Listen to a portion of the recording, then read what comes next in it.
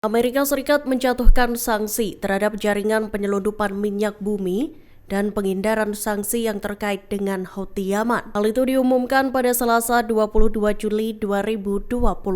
Departemen Keuangan Amerika Serikat menyatakan terdapat 2 individu dan 5 entitas yang dikenai sanksi, termasuk diantaranya adalah importir produk minyak bumi dan pencuci uang yang menguntungkan Houthi. Wakil Menteri Keuangan Amerika Serikat Michael Faulkner menuding Houthi bekerja sama dengan pengusaha oportunis. Kerjasama itu untuk meraup keuntungan besar dari impor produk minyak bumi. Michael juga menuding keduanya berkolaborasi untuk memungkinkan akses Houthi ke sistem keuangan internasional. Dikutip dari Arab News, Muhammad Al-Sunaidar menjadi sasaran lantaran diduga mengelola jaringan perusahaan minyak bumi. Ia juga disebut salah satu importir minyak bumi paling terkemuka di Yaman. 3 perusahaan dalam jaringan tersebut juga ditetapkan. Mereka mengkoordinasi pengiriman produk minyak bumi senilai 12 juta dolar dengan perusahaan yang ditunjuk Amerika pada Houthi. Saya militan Gerakan Jihad Islam Palestina Brigade Al-Quds mengumumkan bahwa mereka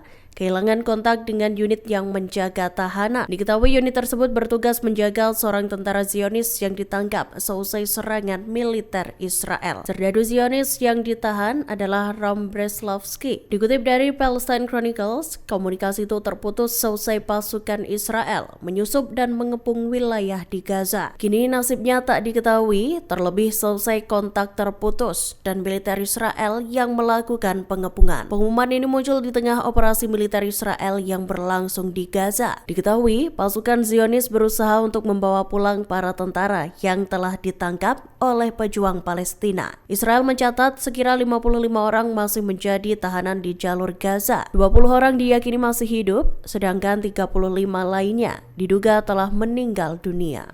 Ribuan pengunjuk rasa berkumpul di markas militer Israel yang berada di Kiryat Tel Aviv. Mereka datang berbondong-bondong sembari menuntut diakhirinya perang Gaza. Para pengunjuk rasa itu juga menyoroti dugaan meningkatnya kelaparan di wilayah Palestina. Dikutip dari The Times of Israel, Rabu 23 Juli 2025, para peserta aksi berangkat dari lapangan Habima menuju pusat kota. Mereka terlihat membawa karung-karung tepung serta foto-foto anak Gaza. Disebutkan, foto-foto itu menampilkan wajah anak-anak Palestina yang meninggal karena kelaparan. Bahkan para peserta aksi menyebut bahwa anak-anak di Gaza meninggal karena Israel memblokir bantuan. Meski begitu, Israel sendiri telah berulang kali menepis laporan mengenai kelaparan di Gaza. Pihak Zionis menyatakan bahwa mereka telah mengizinkan masuknya bantuan kemanusiaan, termasuk makanan.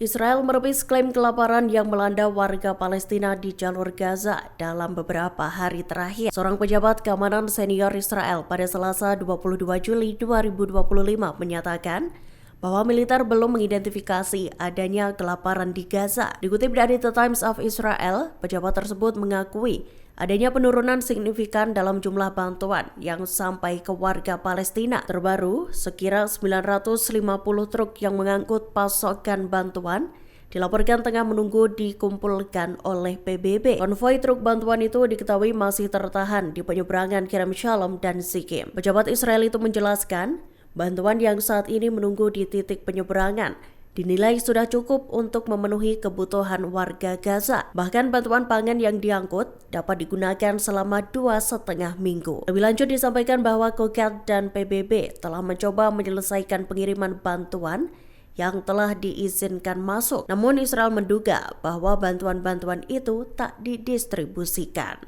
Menteri Luar Negeri Prancis Jean-Noël Barrot meminta Israel untuk mengizinkan pers asing masuk ke wilayah Gaza. Dalam pernyataannya pada Selasa 22 Juli 2025, Barrot menyatakan bahwa media independen harus diizinkan masuk ke Gaza. Hal itu untuk menunjukkan apa yang sebenarnya terjadi dan membiarkan para pers menjadi saksi atas tragedi kemanusiaan di Palestina. Desakan ini muncul setelah kantor berita AFP mengungkap kondisi kritis para jurnalis lepas Palestina di wilayah tersebut. Dikutip dari The New Arab, saat ditanya apakah Prancis akan membantu evakuasi para jurnalis itu, Baron menjawab tegas. Ia menyatakan bahwa pihaknya tengah berusaha menangani masalah tersebut. Lebih lanjut, Baron pun menyerukan gencatan senjata segera seusai Israel memperluas operasinya di Deir al-Balah. Menurutnya, tak ada lagi pembenaran atas operasi militer yang dilakukan pasukan Israel.